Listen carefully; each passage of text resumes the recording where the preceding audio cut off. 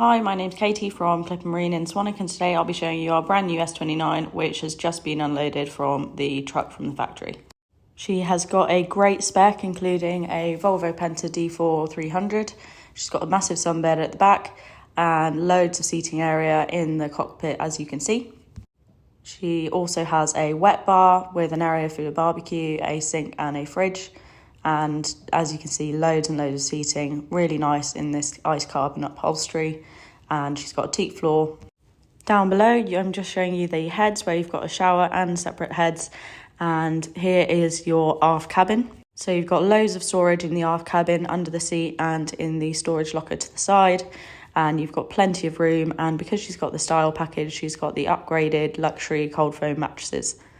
At the galley, you've got everything you need for a weekend on board. You've got 2 ring gas hob, fridge, sink, storage space and a bin. And there's loads and loads of storage in the saloon as well.